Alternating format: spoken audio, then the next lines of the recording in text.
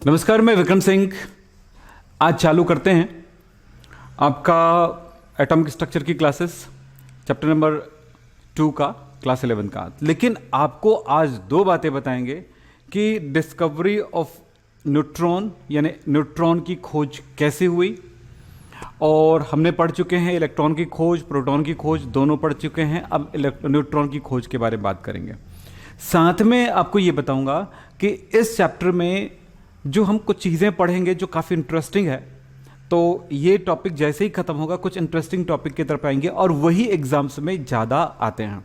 जैसे discovery of neutron या फिर न्यूट्रॉन की खोज, ये सब ज़्यादा पूछे जाने वाले क्वेश्चन नहीं होते हैं, लेकिन ये इस चैप्टर को समझने और केमिस्ट्री को समझने और एटम के साइंस को समझने के लिए बहुत ज़रूरी होता है। सो आज देखें कि हमें क्या जानना है। न्यूट्रॉन की खोज, न्यूट्रॉन की खोज किस प्रकार हुई। तो यहां पर 1932 में जेम्स चैडविक, पूरा नाम क्या है, जेम्स चैडविक, इन्होंने क्या किया था, कुछ एलिमेंट्स पर वो रेडियो एक्टिव रेज जिसमें होते हैं, आपको पता है रेडियो एक्टिव रेज में 3 वो रेज से बना होता है, अल्फा, बीटा, गामा, ठीक है। तो उन्होंने अल्फा रेज पर काम किया। 1932 में उन्होंने क्या किया, अल्फा रेज पर काम किया। हम जान चुके हैं ना तीनों रेज के बारे में। तो अल्फा रेज को उन्होंने अलग अलग एलिमेंट्स में डालना शुरू किया।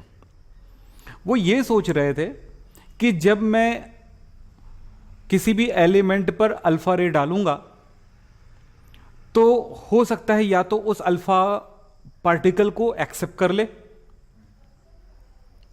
या फिर हो सकता है कि वो उसको क्या बोलते, पहली बात है एक्सेप्ट कर ले। अब अल्फा पार्टिकल को एक्सेप्ट कर लेगा तो क्या होगा, क्योंकि उसके न्यूक्लियस में क्या बढ़ जाएगा, 2 न्यूट्रॉन और 2 प्रोटॉन बढ़ जाएंगे।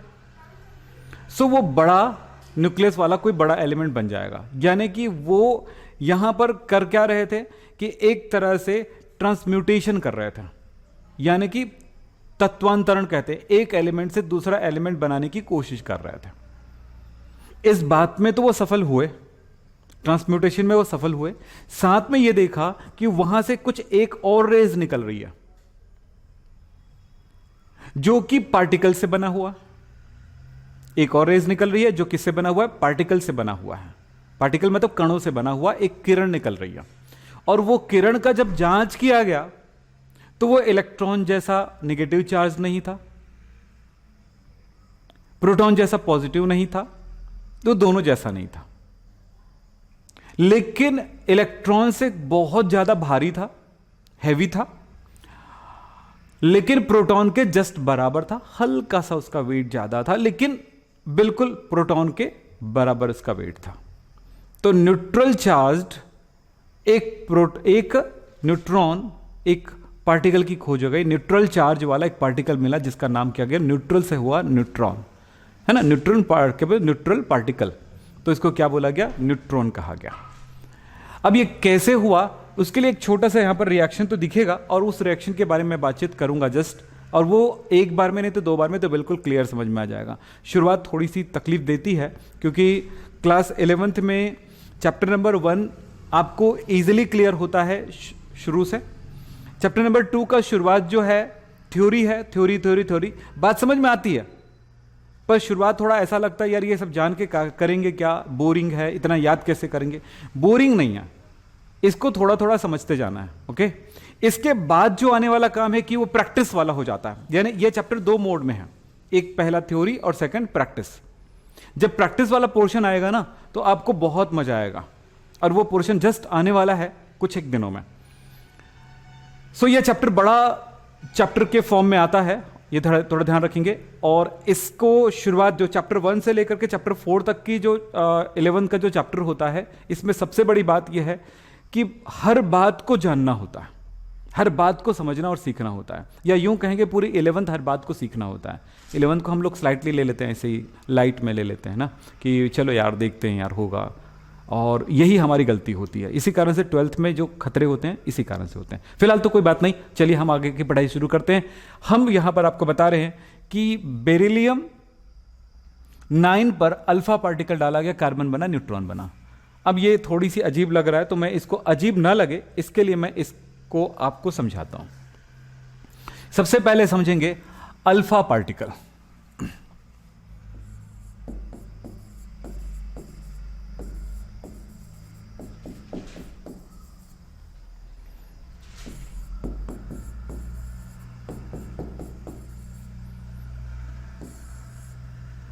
अल्फा 2 4 +2, इसमें प्लस चार्ज होता है, ये प्लस इसमें। अच्छा, चार्ज का जब भी न्यूक्लियस पर कोई चेंज होता है तो चार्ज को लेके हम नहीं कुछ करते, ठीक है। चलिए, बेरिलियम 9। अच्छा, ये बिल्कुल किसके जस्ट इक्वल है? हीलियम न्यूक्लियस, क्योंकि हीलियम एटम ये है जिसमें 2 4 न्यूट्रल चार्ज, यानी इसका मतलब हुआ नंबर ऑफ न्यूट्रॉन्स कितना होगा? 2, number of proton 2 and number of electron 2, ठीक है।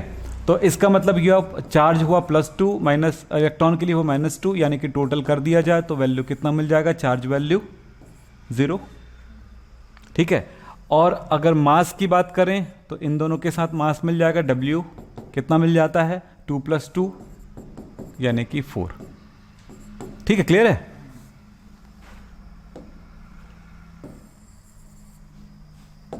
ये लीजिए 4, ये होता है, ओके।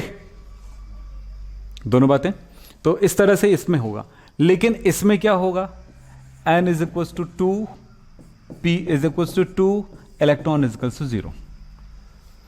अब इस पे ध्यान दो कि न्यूक्लियस में न्यूट्रॉन 2 है और प्रोटॉन 2 है और इलेक्ट्रॉन 2 है, ये इलेक्ट्रॉन है, ठीक है।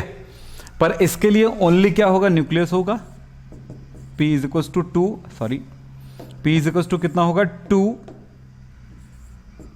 और N = 2, ओनली न्यूक्लियस होगा, इसमें इलेक्ट्रॉन नहीं होगा।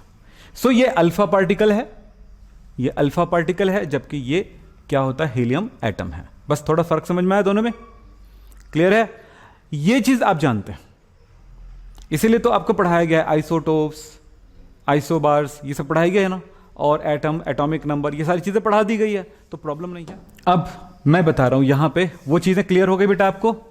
बोलो ये क्लियर हो गई? इन सारी चीजों को समझते हुए आपको मैं बेरिलियम 9 4 9 एटॉमिक नंबर 4 और इसका एटॉमिक मास 9 होता है। तो इसमें क्या रिएक्शन हो रहा है वो दिखा रहा हूं। बेरिलियम 4 9 पर अटैक किया गया अल्फा पार्टिकल का, ये अल्फा पार्टिकल है, अल्फा कण, ठीक है।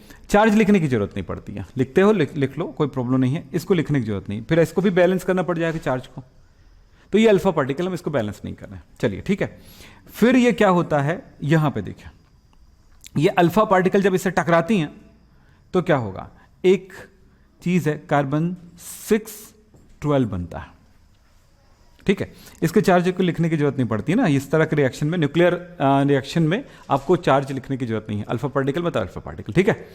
तो ये हो गया, प्लस अब जरा सोचो कि एटॉमिक मास 4 + 9 4 9 + 4 कितना हुआ,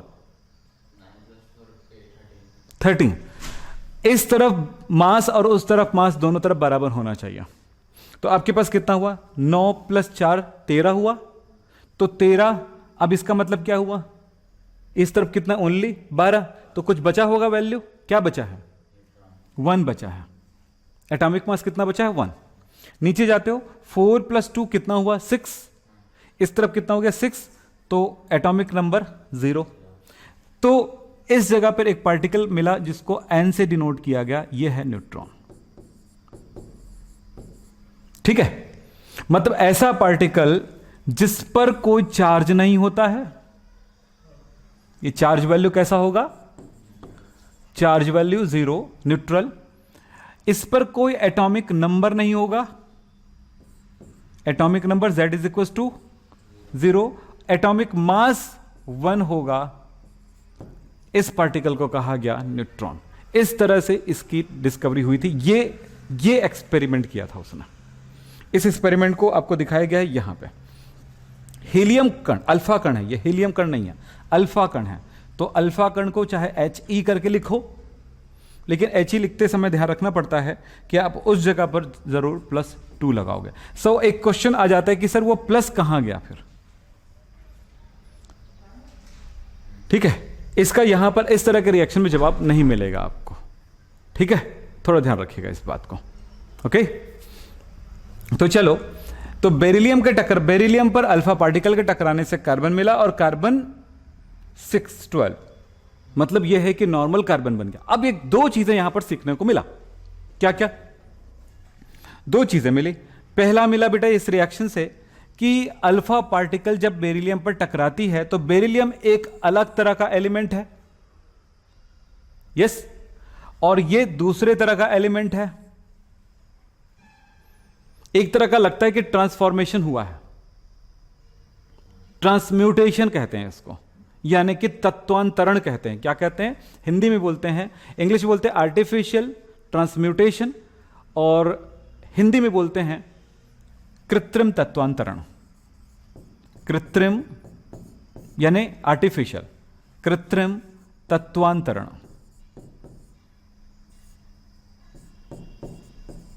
इसको कहा जाता है कृत्रिम तत्वांतरण, यानी कि आर्टिफिशियल ट्रांसम्यूटेशन, एक एलिमेंट से दूसरे एलिमेंट में परिवर्तन। इस चीज की भी खोज जेम्स चैडविक ने किया। दो चीजों की जबरदस्त खोज हो गई, वो है क्या क्या? फर्स्ट, न्यूट्रॉन की खोज हो गई, साथ में एक एलिमेंट को दूसरे एलिमेंट में हम चेंज भी कर सकते हैं। एक जमाना था कि यह बात नहीं कहा जा रहा कि एक एलिमेंट को दूसरे एलिमेंट में हम परिवर्तित कर सकते हैं। जितने आपने कोई भी रिएक्शन देखे होंगे, वो रिएक्शन में जैसा एलिमेंट लिया जाता है वैसा ही एलिमेंट इस तरफ मिलते हैं। सर इस तरफ क्या है? बेरिलियम है, उधर कार्बन कैसे बन गया? क्वेश्चन आया ना। हमें रिएक्शन में क्या लिखते हैं? अक्सर रिएक्शन में लिखते हैं सर इधर जितना कार्बन है उधर भी उतना ही कार्बन होना चाहिए, वो कहां गया? तो हमने बोला था कि एलिमेंट को ना तो उत्पन्न कर सकते हैं ना बना सकते हैं, लेकिन यहां पर बना भी रहे, चेंज कर रहे हैं एक रूप से दूसरे रूप में। तो एक बात था। दूसरी बात है कि देखो, उसने कहा था कि बड़ा छोटे एलिमेंट से बड़ा एलिमेंट बन सकता है, हैवी एलिमेंट बन सकता है। उसने कुछ खोज करने की कोशिश किया, वो हुआ भी, लेकिन साथ में एक और मिल गई प्लस, यानी कि एक काम से उनको दो बेनिफिट मिला।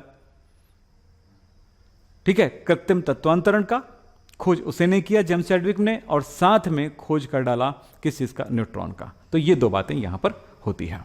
चलिए, इस रिएक्शन को ऐसे ही नोट करना है। थ्योरी के बारे में बात करें तो थ्योरी तो आपके पास लिखा हुआ है। तो लिखा है, चैडविक ने देखा कि जब बेरिलियम में तीव्र गति से गतिशील अल्फा कणों की बौछार की जाती है तो बेरिलियम में तीव्र गति के गतिशील अल्फा कणों की बौछार की जाती है तो बेरिलियम कार्बन परमाणु में परिवर्तित हो जाता है और एक उदासीन कण प्राप्त होता है जिसका द्रव्यमान प्रोटॉन के द्रव्यमान के लगभग समान होता है। ठीक है, इस तरह की बातें हैं। तो कब किया गया था इसका डिस्कवरी? बोलो इसकी खोज, बोलो इसकी खोज 1932 में किया गया। किसके द्वारा? चैडविक के द्वारा, जेम्स चैडविक। पूरा नाम अगर लिखें तो क्या होगा? इसका नाम है जेम्स चैडविक। चैडविक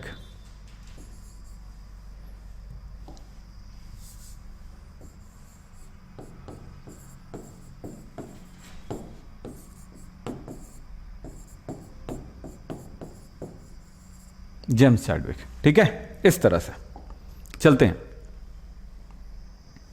इस खोज से क्या मिला हमें, इस बात पे हमेशा ध्यान देना।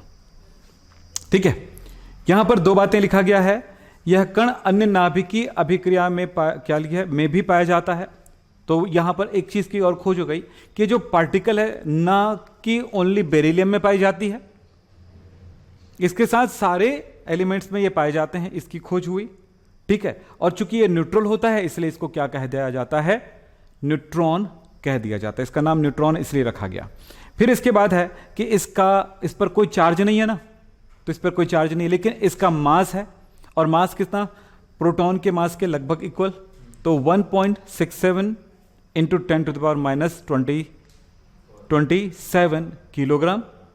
यस, तो 1.67 7, इतना ही याद रखना, 5 लिखने की जरूरत नहीं है, एकदम इजीली याद रखेंगे इस तरह से, -27 किलोग्राम, और ग्राम में लिख रहे हो तो 1.67 इंटू 10⁻24 ग्राम। ओके, इस न्यूट्रॉन की मास है। चार्ज की बात में बता दिया मैंने, चार्ज तो 0 है, ठीक है। और इस तरह से इसका एटॉमिक मास जो बोलते हैं AMU में अगर मास कहें तो क्या होगा, 1 AMU में, ठीक है, 1 AMU के इक्वल होता है, यानी कि प्रोटॉन के मास के इक्वल होता है। और चार्ज तो बिल्कुल नहीं है, ना इलेक्ट्रॉन के बराबर ना प्रोटॉन के बराबर, ठीक है, तो बिल्कुल। चलिए, तो यहां पर ये मास लिखा हुआ है, चार्ज लिखा हुआ है। हाँ, कुछ इसके प्रॉपर्टीज हैं, इनको थोड़ा सा आप समझे जाने, बहुत जरूरी है। मैंने कहा कि लास्ट में कुछ इंपॉर्टेंट मजेदार चीज बताने वाला हूं, तो इस चैप्टर के लिए आप बहुत ज्यादा तैयार होइएगा। लेकिन एक बात को मैं रिमाइंड करने के लिए बोल रहा हूं, 2 दिन पहले या 3 दिन पहले की जो क्लास हुई उसमें आपको बताया गया था कि याद रखेंगे लाइमन बामर पास्चन ब्रैकेट फुंड। कितने बच्चों को याद है? तुमको याद है? बोलो। लाइमन बामर पास्चन ब्रैकेट फुंड जो आगे जाकर के यूज होने वाला है। सो इस बात को खत्म करने के बाद थोड़ी बातचीत उधर भी करेंगे। तो चलिए, न्यूट्रॉन के बारे में कुछ जानकारी। न्यूट्रॉन की प्रॉपर्टीज क्या है? Properties of neutron. न्यूट्रॉन की पहली प्रॉपर्टी है कि इसमें कोई चार्ज नहीं होता है, यह न्यूट्रल होता है, इस पे कोई चार्ज नहीं होता है या न्यूट्रल होता है।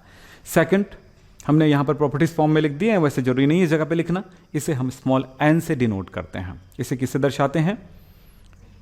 स्मॉल n से डिनोट करते हैं। फिर बात यह होती है कि इसकी लिखा है विलगित अवस्था में न्यूट्रॉन का कोई अस्तित्व नहीं होता, यानी कि न्यूट्रॉन जो है कहीं पर भी फ्री में नहीं मिलेगा, फ्री फॉर्म में नहीं मिलेगा। अगर न्यूट्रॉन हमारे पास है ओपन, तो वो कुछ ही समय बाद वो किसी न किसी एलिमेंट, किसी प्रोटॉन या इलेक्ट्रॉन के साथ जुड़ करके वो एक कोई ना कोई एलिमेंट बना सकता है। तो ये इसकी टाइमिंग कितना लिखा हुआ है? इसका हाफ लाइफ पीरियड है 20 मिनट, यानी कि अगर नेचर में हमने न्यूट्रॉन छोड़ भी दिया तो वो कितने मिनट तक रहेगा? वो उसका आधा होने में 20 मिनट लगेगा, हाफ होने में 20 मिनट मिलेगा। मतलब हमने मान लेते 1 किलो न्यूट्रॉन छोड़ दिया, ठीक है, बोलने में क्या जाता है, तो आधा किलो होने में कितना लगेगा? 20 मिनट, ठीक है। फिर बात होता है कि, और एक दूसरी बात बोलता हूं कि यह आधा होने में 20 मिनट, फिर उसके आधा होने में भी 20 मिनट, यानी 1 किलो से आधा किलो, आधा किलो से 1 पाव। ठीक, क्लियर हो गई? तो न्यूट्रॉन के बारे में बातें करें। न्यूट्रॉन जो है चुंबकीय और विद्युतीय क्षेत्र से प्रभावित नहीं होती है, ठीक है। मतलब अगर हम न्यूट्रॉन के एक रेज लेते हैं, किरण लेते हैं, और इसको हम यदि इलेक्ट्रिक फील्ड से गुजार रहे हैं, ठीक है, तो ये अपना रास्ता नहीं चेंज करेगा। जैसे कि आप जानते हो एनोड रेज और कैथोड रेज दोनों करती है। और अगर हम इसको मैग्नेटिक फील्ड से गुजारते हैं एन एस से, तो भी ये भी विचलित नहीं होगी। तो मैग्नेटिक और इलेक्ट्रिक फील्ड दोनों से ये विचलित नहीं होती। इससे ये प्रूफ होता है कि इसमें कोई चार्ज नहीं है, पार्टिकल तो जरूर है लेकिन इसमें कोई चार्ज नहीं है। ओके, चलें फिर देखें। इस पर कोई चार्ज नहीं होने से एक बहुत बड़ा फायदा यह हो जाता है कि इसकी पेनिट्रेशन एफिशिएंसी जो है ज्यादा होती है, यानी कि ज्यादा से ज्यादा मोटे धातु के प्लेट को पार कर सकती है। समझ रहे हैं? अल्फा पार्टिकल न्यूक्लियस के प्रभाव में आने से अपने रास्ता चेंज कर लेती है, जबकि इस पर कोई चार्ज नहीं होने से उस जगह से वो आगे निकल सकती है। तो इसकी भेदन क्षमता, यानी कि बेंधने की क्षमता, यानी कि हम कह सकते हैं कि वो धातुओं की पतली चादरों को ज्यादा, यानी धातुओं को वो ज्यादा से ज्यादा गहराई तक वो पार कर सकती हैं, मोटे से मोटे चादर को वो भेद सकती है। किसकी तुलना में? गामा रेस की तुलना में थोड़ा कम होगा। यहां पे लिखा भी होगा cosmic rays, sorry cosmic, gamma rays, यहां पर कॉस्मिक रेस की बात कर रहे हैं। तो कॉस्मिक रेस के बारे में जानते हो कि काफी एनर्जी वाली होती है। तो इसकी क्या होगा? ये क्या करता है? कॉस्मिक रेस से कम है इसकी क्या भेदन क्षमता, मतलब इसकी क्षमता सबसे अधिक है और कॉस्मिक से कम है। इतना याद रखेंगे। अब चलते हैं। स्वतंत्र न्यूट्रॉन का क्षय प्रोटॉन एवं इलेक्ट्रॉन में होता है। जबरदस्त बात है, तथा ऊर्जा उत्सर्जित होती है। ये लाइनें आपको चौंकाएगा कि नहीं मुझे नहीं पता, लेकिन यह मुझे चौंका देता है। क्या बोला गया है? नंबर 6 क्या लिखा है कि इंडिपेंडेंट न्यूट्रॉन्स, न्यूट्रॉन जो है, न्यूट्रॉन डिके होकर बनाती है into protons and electrons and energy emitted. क्या बोला गया? एक न्यूट्रॉन जो है टूट जाती है। इसमें अब ये एक बड़ी बात हो गई कि न्यूट्रॉन को हमने फंडामेंटल पार्टिकल कहा है। क्या न्यूट्रॉन फंडामेंटल पार्टिकल है? एक क्वेश्चन बनने लगा, क्योंकि वो दो पार्ट में टूट रहा है। अब मैं आपको इसको समझाता हूं, जरा समझेंगे। यहां पे समझ में जाए तो अच्छी बात है, ना है तो भी बहुत हम आपको और भी कोशिश करेंगे। एक न्यूट्रॉन के बारे में आपने सुना कि इस पे कोई एटॉमिक नंबर नहीं है, एटॉमिक मास 1 है, चार्ज कुछ नहीं है। इसके टूटने से बनता है प्रोटॉन और electron. Atomic number 1, atomic mass 1, charge +1। Atomic number -1, atomic mass 0 और चार्ज माइनस। बिल्कुल इक्वल है दोनों साइड। देखो मास चेक करो, 1, इस तरफ चेक करो, 1 + 0 1, दोनों तरफ 1 है। चार्ज न्यूट्रल है, +1 -1, इधर 0 है, इधर टोटल वैल्यू चार्ज की 0 है। एटॉमिक नंबर यानी परमाणु क्रमांक 0, इधर देखो चेक करो, 1 और -1 कितना हुआ? 0। सो ये 0 है, इधर 0, ये 0 हो गया टोटल। ये 0 और 1 0 1 के बराबर हुआ। ये 0 जो है कितना? ये चार्ज +1 -1 से चार्ज। तो ये लाइनें आप यहां पर लिख सकते हो। एक न्यूट्रॉन टूटती है, सॉरी मैं ठीक से लिख दूं, न्यूट्रॉन 0 1 0 टूट करके बनाता है प्रोटॉन 1 1 +1, इलेक्ट्रॉन -1 0 -1 +1, ऐसा लिख सकते हो। और क्या बोलता है कि काफी एनर्जी रिलीज होती है। ये अब बता दें आपको, भले ही ये बात बड़ी अजीब लग रहा हो, इसका ये मीनिंग भी हुआ कि प्रोटॉन प्लस इलेक्ट्रॉन क्या बनाएगा? न्यूट्रॉन। और क्या लेगा? काफी एनर्जी भी लेगा। इस टाइम एनर्जी लेगा 1 1 प्लस -1 0 -1, और ये हो गया 0 1 0। चेक कर लो। तो एक इलेक्ट्रॉन और प्रोटॉन के मिलने से एक न्यूट्रॉन बनता है, यह भी प्रूफ होता है।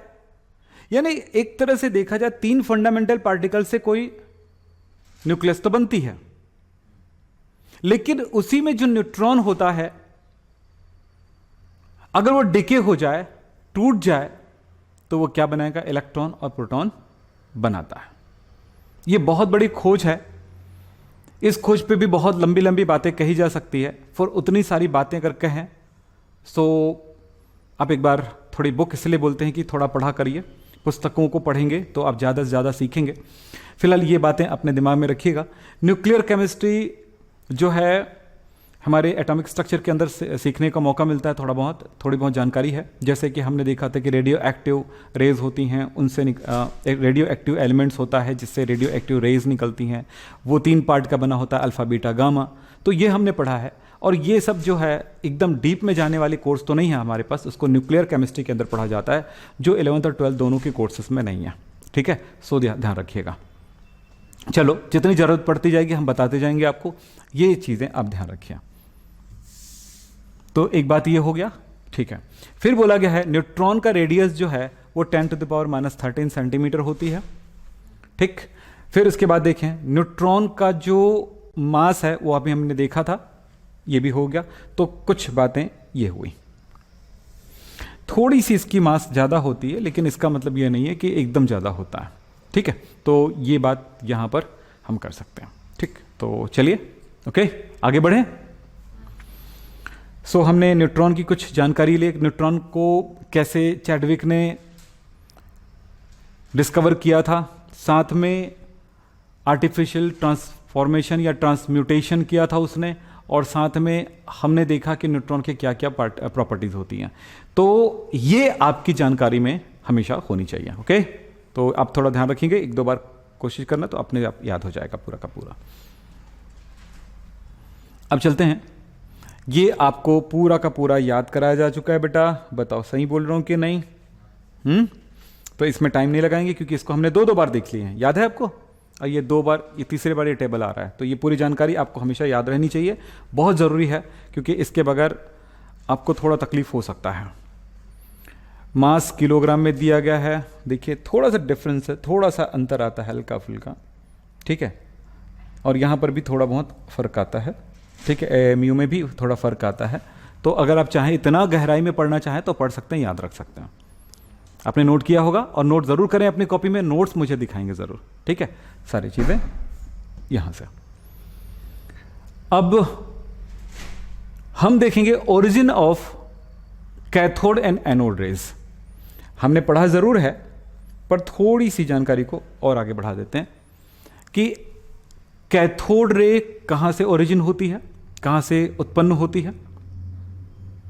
क्योंकि एक दिमाग में बैठा रहता है कि सर हमने एनोड पढ़ा, कैथोड पढ़ा, उस टाइम उसका बनना और कहाँ से जनरेट हो जाता है, हमने उसको वैक्यूम ट्यूब में लिया और हाई वोल्टेज करंट दिया, तब जाकर के वो बनती है, तो कहाँ से बन जाती, वो इलेक्ट्रॉन कहाँ से आता है, या वो कैथोड रेस कहाँ से बनती है जिसको हमने इलेक्ट्रॉन कह दिया।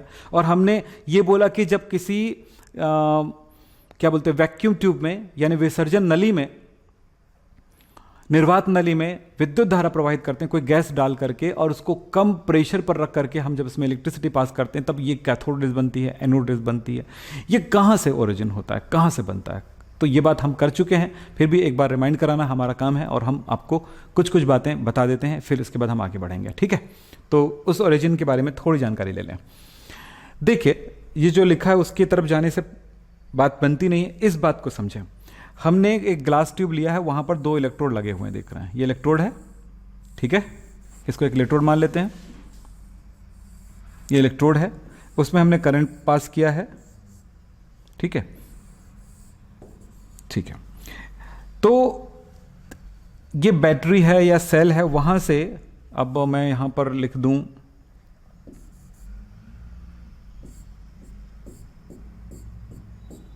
चलिए, इससे ये प्लस है और ये माइनस है। जो भी बैटरी होती है या जो भी जनरेटर होता है, इलेक्ट्रिक जनरेटर, वो इलेक्ट्रिक जनरेटर आपको इलेक्ट्रॉन जनरेट करती है माइनस की तरफ। सो यहां से इलेक्ट्रॉन जो निकलता है वो इस तरफ होते हुए इसमें प्रवेश करता है, ठीक है। लेकिन इस तरफ से वो इलेक्ट्रॉन, इस प्लेट, ये इलेक्ट्रॉन गेन करने वाला, इलेक्ट्रॉन ग्रहण करने वाला पार्ट होता है, पॉजिटिव साइड। मैंने कोई भी बैटरी है, ये बैटरी आप देख रहे हैं, ये मेरे हाथ में आपको दिख रहा होगा, ये जो बैटरी है, इस बैटरी में क्या खास बात है कि ये प्लस पॉइंट है और ये नेगेटिव पॉइंट है, दिख रहा है आपको। तो ये नेगेटिव वाला भाग से जब हम इसको कनेक्ट करते हैं किसी चीज़ से, तो यहाँ से इलेक्ट्रॉन निकलती है और यहाँ जाती है।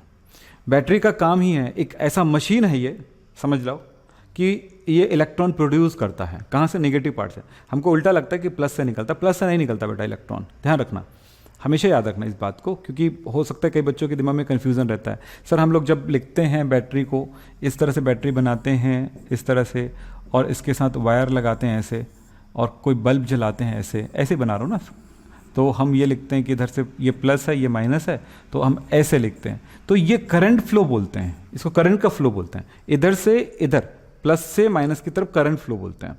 लेकिन इलेक्ट्रॉन फ्लो किधर से बोलेंगे, माइनस से प्लस की तरफ। और हम पढ़ाई किस पे बेस पर करते हैं, इलेक्ट्रॉन के फ्लो के बेस पर करते हैं। सो देखें, तो यहां पर इलेक्ट्रॉन कैसे जा रही है, देखो इलेक्ट्रॉन ऐसे जा रही है। सो इस जगह पे होने वाला काम देखिए क्या हो रहा है कि इलेक्ट्रॉन इस बैटरी से हाई वोल्टेज इसमें डाला गया। हमने बताया था ना कितना वोल्टेज रहता है, लगभग 10,000 वोल्ट रहता है, याद है नहीं, बोलो। तो 10,000 वोल्ट आने पर ये जो इलेक्ट्रोड है वो इलेक्ट्रॉन बहुत ज़्यादा है, और इसके बीचों बीच क्या भरा हुआ है, गैस भरा हुआ है। तो कोई भी गैस हो, मान लेते हैं मैंने लिया हाइड्रोजन गैस, तो हाइड्रोजन गैस लेने का मतलब क्या होता है, हाइड्रोजन 1 1 0। तो न्यूक्लियस में एक प्रोटॉन है, ये प्रोटॉन है, और इसके चारों ओर इलेक्ट्रॉन है, ये, ठीक है। तो अगर हमने हाइड्रोजन गैस लिया है तो हाइड्रोजन गैस का ये स्ट्रक्चर है। ऐसे बहुत सारे क्या होंगे, उनके एटम होंगे। जब इस पर हाई करंट दिया जाता है तो देखो क्या होगा। जब हाई करंट दिया जाता है तब ये इलेक्ट्रोड निगेटिव है, ओके, ये इलेक्ट्रोड निगेटिव है, सो ये इलेक्ट्रॉन रिलीज करती है। और इसके इलेक्ट्रॉन के रिलीज करने पर जब कोई एटम के नजदीक आता है वो ये इलेक्ट्रॉन, तो क्या करता है, उसके न्यूक्लियस को अपनी तरफ अट्रैक्ट करता है। कौन? ये इलेक्ट्रॉन। और उसी ताकत से ये न्यूक्लियस जो है इसकी तरफ भी आकर्षित होती, मूव होने लगता है, गति करने लगती है, मोमेंट में आ जाती है। ठीक, दूसरी तरफ बात करें, ये क्या है, प्लस है, इस पे कोई, इस पर प्लस है, मतलब इसमें इलेक्ट्रॉन का अपोजिट चार्ज है। सो क्या करता है, इसमें जो इलेक्ट्रॉन रहता है इस इलेक्ट्रॉन को ये अट्रैक्ट करती है, आकर्षित करती है। सो ये मोमेंट में आ जाती है। तो क्या हुआ, एक न्यूक्लियस, मतलब एक एटम से अगर हाइड्रोजन गैस को लिया गया तो एक परमाणु से उसका इलेक्ट्रॉन प्लस की ओर गति करने लग जाती है, और इसका क्या बोलते हैं, प्रोटॉन जो है माइनस इलेक्ट्रोड की ओर गति करने लग जाती है। जब ऐसा होता है तो ये इससे इलेक्ट्रॉन लेती है और अपना इलेक्ट्रॉन दे देती है। ये प्रोसेस चलता रहता है तब तक कि ये क्या होने लगे, इस तक ना पहुंच जाए। बोलो, तो ये प्रोसेस रेगुलर चलते रहता है। ठीक, और इस तरह से जो गैस है, फिर इसके बाद इलेक्ट्रॉन मिल जाएगा, फिर वो गैस बन जाएगा, ये चलता रहेगा। और जब बहुत ज्यादा वोल्टेज लगता है तो ये स्पीड में आ जाता है, और स्पीड से अगर ये परफोरेटेड है यानी कि छेद वाला है, तो उसके स्पीड की वजह से ये इलेक्ट्रोड को छोड़ के भी आगे बढ़ जाती है। और इधर भी क्या होने लगता है, इधर भी अगर परफोरेटेड है तो ये इलेक्ट्रॉन भी निकल जाता है। तो इस तरफ से हमें क्या मिलने लगता है, हाँ, इलेक्ट्रॉन्स, इलेक्ट्रॉन का पूरा गुच्छा, इलेक्ट्रॉन का पूरा बीम निकलने लगता है, इलेक्ट्रॉन का पुंज निकलने लगता है, इलेक्ट्रॉन रेज निकलने लगता है, जिसको हम क्या कहते हैं, कैथोड रेज कहते हैं। और इधर जो मिलता है वो कहलाता है प्रोटॉन के बीम से मिलने लगते हैं, तो ये प्रोटॉन यानी एनोड रेज हो जाता है। तो ये बातें यहां पर लिखी हुई हैं। ठीक है, तो कैसे ओरिजिन हुआ, क्लियर हुआ? बोलो, अगर हमने हाइड्रोजन गैस नहीं लिया तो क्या होगा? मैंने मान लेते हैं मैंने हीलियम गैस लिया, हीलियम, तो हीलियम के 2 4, तो क्या होगा, न्यूक्लियस में क्या होता है, 2 प्रोटॉन और 2 न्यूट्रॉन, और इसमें 2 इलेक्ट्रॉन्स।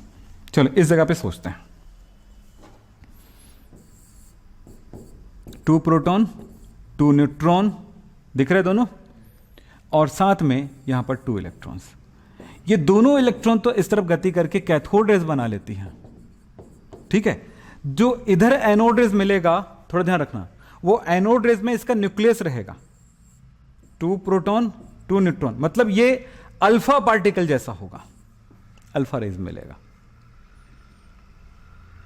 एनोड रेज अगर हीलियम गैस लिया गया तो अल्फा पार्टिकल होगा, न कि वो क्या होगा, प्रोटॉन होगा, क्योंकि प्रोटॉन के साथ न्यूट्रॉन भी है, यानी कि पूरे न्यूक्लियस एनोड रेज के फॉर्म में आती है। तो हर बार इसका E/m की वैल्यू हमेशा इक्वल होगा, चार्ज बाय मास, लेकिन इसका E/m की वैल्यू जो है गैस पर निर्भर करेगा। समझ में आ गई? इसका E/m की वैल्यू गैस पर निर्भर नहीं करेगा, गैस पर डिपेंड नहीं करेगा। डिपेंड किस पर करेगा? क्योंकि हर एक पदार्थ में उसमें इलेक्ट्रॉन तो होते ही हैं, हर एक एलिमेंट में इलेक्ट्रॉन तो होते हैं, हर गैस में इलेक्ट्रॉन होते हैं, वो इलेक्ट्रॉन निकल जाती है कैथोड रेज के रूप में। लेकिन यहां पर न्यूक्लियस मूव कर रही है इस तरफ, तो न्यूक्लियस के आने की वजह से हर एक अलग अलग तरह की गैस रहने से उनका जो एनोड रेज है वो अलग अलग न्यूक्लियस के पार्टिकल से बना होता है। तो इसी कारण से हम यहां पर कह सकते हैं प्रोटॉन का E/m तो हमेशा इक्वल होगा, लेकिन न्यूक्लियस का E/m हमेशा अलग अलग होगा। समझ रहे हो आप लोग? तो यहां से मिलने वाला जो रेज होता है वो हर एक एनोड रेज क्या नहीं होता, प्रोटॉन बीम नहीं होता। समझ रहे हो? सिर्फ हाइड्रोजन से निकलने वाला जो न्यूक्लियस, हाइड्रोजन गैस लेने पर निकलने वाला जो न्यूक्लियस होता है या फिर रेज होता है, एनोड रेज होता है, वो क्या होगा? प्रोटॉन होगा। ठीक है, क्लियर हो गई? तो ये है कुछ बातें, इसीलिए इसके ओरिजिन को भी समझना जरूरी है, उसकी उत्पत्ति को समझना बहुत जरूरी है। चलो आगे चलते हैं। थॉमसन के मॉडल के बारे में हम बात कर चुके हैं, थोड़ी सी आपको डिटेलिंग देने के लिए ये कर रहे हैं, क्योंकि इसके बाद का हमने टॉपिक पढ़ लिया है। वो कौन सा पता है ना आपको? रदरफोर्ड का परमाणु मॉडल, हाँ क्या बोलते हैं, एटॉमिक मॉडल। हमने किसका पढ़ा है? रदरफोर्ड का। तो यहां पर आप देखिए क्या है। थॉमसन, जे थॉमसन ने अपने तरफ से एक चीज सोचा कि इनका सोच था 1898 में उन्होंने कहा कि जो परमाणु होता है वो कैसा होगा? इस तरह से गोलाकार होगा। ठीक है, कैसा होगा? गोलाकार होगा। साथ में ये बोला गया कि उस एटम का जो साइज है 10⁻⁻8 सेंटीमीटर, या मीटर में बात करें तो कितना? 10⁻10 मीटर, जो उस टाइम भी बात हुई थी। क्लियर है इसकी? तो 10⁻⁻, तो जैसा रदरफोर्ड ने कहा था उसका साइज तो बिल्कुल करेक्ट बोला था, एटम का साइज, इसने भी वही कहा था। लेकिन इसने जो कहा उसमें यह था कि इलेक्ट्रॉन और प्रोटॉन जो है एक दूसरे के साथ प्लस माइनस, प्लस मतलब प्रोटॉन और माइनस मतलब इलेक्ट्रॉन। ठीक है, तो एक दूसरे के साथ इस तरह से गुथे होते हैं, मिले होते हैं, और इस तरह से ये क्या बनता है? एटम बनता है, जिसको अलग अलग नाम दिया गया। और इस कारण से जितना प्लस होगा उसी के बराबर माइनस भी होगा, यानी कि जितना प्रोटॉन होगा उसी के बराबर इलेक्ट्रॉन भी होगा। Number of electron and number of protons बराबर होगा किसी भी एटम में। किसने कहा? थॉमसन ने। थॉमसन ने एक बात और कहा, उसे भी ध्यान से सुनिएगा, कि इस बेस पर उन्होंने एक अपना नाम दिया, इस मॉडल का, एटॉमिक मॉडल का नाम दिया। वो था कौन सा? प्लम पुडिंग मॉडल, मतलब लड्डू सिद्धांत, लड्डू, मोतीचूर का लड्डू, या कुछ लोग बोलते हैं तरबूज मॉडल, यानी कि वाटरमेलन मॉडल, इस नाम से इसको जाना जाता है। बिल्कुल ठीक है, जैसे तरबूज में उसके बीज होते हैं बीच बीच में, वैसे ही एक एटम में प्रोटॉन का एक भाग है, बहुत सारे प्रोटॉन है, जिसमें बीच बीच में क्या है? इलेक्ट्रॉन और प्रोटॉन एक दूसरे के साथ गुदे हुए हैं, ये बोला गया। तो इसको तरबूज मॉडल भी कहा गया। अब ये सब होने के बावजूद भी एक बात हुआ कि इस मॉडल में कुछ डिफेक्ट है, कुछ कमी है, कुछ बातों की तो अपने तरफ से ये अपनी बातें कह देता है कि मॉडल जो है एटम ऐसा है जैसा कि बताया गया है। कुछ तर्कों को तो ये बिल्कुल क्लियर कर देता है, यानी उसकी व्याख्या करता है, उसको एक्सप्लेन करता है। जैसे एटम जो होता है न्यूट्रल होता है, उदासीन होता है, इस बात को तो इन्होंने क्लियर कर दिया, इसको एक्सप्लेन कर दिया कि भाई जितने इलेक्ट्रॉन उतने प्रोटॉन, यानी कि इसमें कोई चार्ज नहीं है, और दोनों एटम प्रोटॉन और इलेक्ट्रॉन जो है एक दूसरे के साथ गुथे हुए हैं। बहुत आसान सी बात है ये कह पाना। क्यों कह पाना बहुत आसान रही है? देखिए, क्योंकि इलेक्ट्रॉन पर माइनस चार्ज है, प्रोटॉन पर प्लस चार्ज है, एक दूसरे को अट्रैक्ट कर लेगा। भाई अपोजिट चार्ज को भी पार्टिकल हुआ, एक दूसरे को क्या करती है? आकर्षित करके जुड़ जाती हैं। तो इस तरह से, इसी तरह से ये प्लस माइनस इस जगह पे है, तो इस तरह से ये बातें कह दिया गया, और ये इस बात को भी प्रूव कर दिया गया कि भाई ये एक एटम है। क्लियर हो गया? लेकिन प्रॉब्लम कहाँ पे आता है? प्रॉब्लम आता है, और दूसरी बात ये देखिए, तो इस तरह से क्या हुआ? बराबर फैला हुआ है, ये बोला गया है। मास और एटम के जो मास होता है एटम में, वो बराबर फैला होता है, यानी कि इसका जो एटम का जो मास है वो कहाँ पे नहीं होता है? किसी एक जगह पे नहीं होता, पूरे एटम पर बराबर फैला होता है। जैसे लड्डू बनाते हैं तो लड्डू का जो मास होता है किसी सेंटर पे होता है क्या? नहीं ना, वो पूरे लड्डू पे होता है। तो वही बात बोला गया। सेकंड ये है कि ये विद्युत उदासीन है, यानी कि न्यूट्रल है, ये भी बात क्लियर हो गई। लेकिन थर्ड ये बात होता है, रदरफोर्ड ने जब अपना स्कैटरिंग का जो वो क्या बोलते हैं, अल्फा पार्टिकल के साथ स्कैटरिंग देखा, यानी कि उसका क्या बोलना चाहिए, उसको प्रकीर्णन, अल्फा पार्टिकल का प्रकीर्णन बोलते हैं जिसको, इस तरह मुड़ता है, यानी उसने एक एक्सपेरिमेंट किया। रदरफोर्ड ने जो एक्सपेरिमेंट किया उसको ये व्याख्या नहीं दे पाती है, उसको एक्सप्लेन नहीं कर पाती है। रदरफोर्ड के उस मॉडल को ये क्या नहीं कर पाती, एक्सप्लेन नहीं कर पाती। कौन सा मॉडल को? कि उन्होंने कहा कि भाई बीच में न्यूक्लियस आ रहा है, अगर हम इस तरह का प्रयोग करते हैं, इस तरह का एक्सपेरिमेंट करते हैं, तो इतने सारे जो अल्फा पार्टिकल्स है वो क्यों इधर उधर फैल जाती है, बहुत सारे सीधे क्यों निकल जाती है, इधर उधर थोड़े पहुंचती है, और बहुत ही कम पार्टिकल ही क्यों वापस आती हैं। यहां तक कि कैलकुलेशन में ये कहता है कि 20,000 पार्टिकल में से ओनली 1 पार्टिकल वापस आती है। इस बात की ये किसी तरह से एक्सप्लेन नहीं कर पा रही थी। तब एक नए मॉडल बनाने की जरूरत पड़ी जिसको रदरफोर्ड ने बनाया, और रदरफोर्ड की उस परमाणु मॉडल को मैंने बेटा आपको समझा दिए हैं, और वो एग्जाम में बहुत इंपॉर्टेंट है। ठीक है, तो ये बातें हुई। ठीक है, क्लियर है? तो इस तरह से ये आपके नोट्स का पूरा पोर्शन आपको दिखाई दे रहा है, आप अपने हिसाब से नोट्स बना लेना। हाँ, हमेशा याद रखना जब भी आप लिखते हैं तो अपना खुद का लैंग्वेज लिखा करें, पूरी कॉपी मत कर दिया करें, क्योंकि ये मेरा लैंग्वेज हो सकता है, बुकिश लैंग्वेज हो सकता है, या लिखने का तरीका हो सकता है। कुछ जगहों पर आप अपनी भाषा, अपने लैंग्वेज का भी उपयोग करें, ताकि आप कैसे समझ रहे हैं वो आपके लिए बहुत मायने रखता है। ठीक है, तो आपके समझने के लिए बहुत ज़रूरी है कि आप इस तरह करें। ठीक है, तो आप लिखते हैं ना, अपना भी कुछ लैंग्वेज बनाते हैं कि नहीं बनाते, किसी तरह छाप देते हैं कॉपी से। हाँ, और नोट्स बनाने का बेहतर तरीका यही होता है कि जो यहाँ पर बोर्ड में है, अक्सर बच्चे ये मुझसे पूछ रहे हैं कि सर कैसे नोट्स बनाएं, तो मैं आपको कहूँगा जो यहाँ पर लिखा हुआ है, जो पढ़ाता हूँ, जो लिखाता हूँ, उसी से आप नोट्स बनाएं। इससे बड़ा कोई तरीका नहीं होता, कोई अच्छा तरीका नहीं हो सकता। ठीक है, सबसे अच्छा तरीका यही है। ठीक, आगे की पढ़ाई में कुछ चीज़ें मिलने वाली है, उसकी मैं थोड़ी सी जानकारी दे दूं। फिलहाल तो एक चीज़ें आपको याद हो चुका होगा, क्या मैंने बोला था, लाइमन बामर पाश्चन ब्रैकेट फुंड, याद हो गया? लाइमन बामर पाश्चन ब्रैकेट फुंड याद हो गया? बोलो यस, आपको याद हो गया? चलिए, ये याद रखिएगा अपने दिमाग में, क्योंकि उसको पढ़ाने वाला हूं तो बिल्कुल क्लियर याद रहेगा और हमेशा के लिए याद हो जाएगा। दूसरा, आप आगे जाकर के एक चीज पढ़ने वाले हैं, SPDF।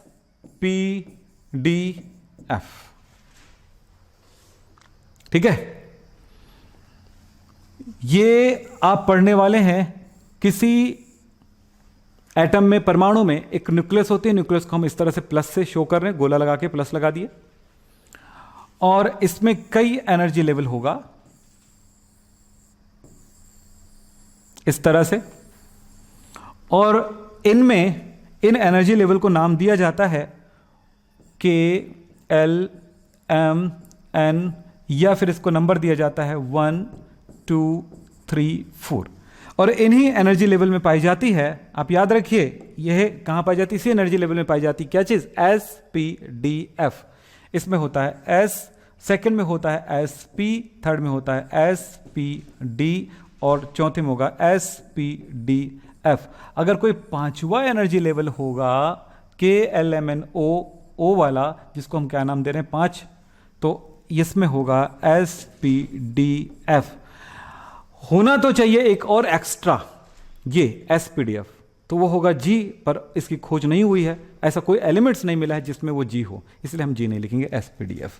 तो एक्चुअली इसे हम कहते हैं सब शेल,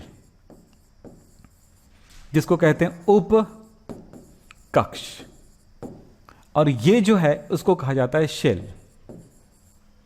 ठीक है, यानी कि कक्ष, जिसको इंग्लिश में ऑर्बिट भी कहते हैं। ठीक है, तो ये ऑर्बिट है। उपकक्ष SPDF यानी कि सब शेल SPDF होता है।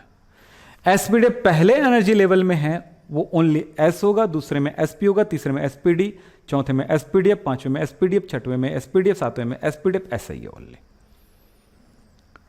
अगर कोई बहुत बड़ा एलिमेंट मिल जाए तो उसमें हो सकता है SPDFG। तो वो किस एनर्जी लेवल में आएगा? जब आएगा तो वो पांचवें से आना स्टार्ट हो जाएगा। ठीक है, तो ये बात होता है, तो इनको आप याद रखिएगा, बहुत इंटरेस्टिंग है, बहुत मजेदार है इस सबको पढ़ना। सो जितनी भी थियोरेटिकल पार्ट था वो हमने देख लिए हैं, अब इधर मजेदार चीजें होने वाली है, ये ध्यान रखिएगा। तो आप लाइमन बामर पाश्चन ब्रैकेट फुंड को याद रखिए, ताकि हम इसके बारे में बातचीत करें और आगे बढ़ें। आपने काफ़ी न्यूमेरिकल भी देख लिए हैं जो लाइट से रिलेटेड है, हो गया है ना, और भी चीज़ें हैं, उसको आप देखते रहिए अपने बुक से। आपके पास NCERT की बुक होना चाहिए, और नहीं है तो गूगल से आप सर्च करके उनको डाउनलोड कर लें, या विद्याकुल के ऐप में वो मिल जाएगा आपको। ठीक है, तो आज की ये क्लास यहीं पर समाप्त करते हैं। नमस्कार, धन्यवाद, थैंक यू।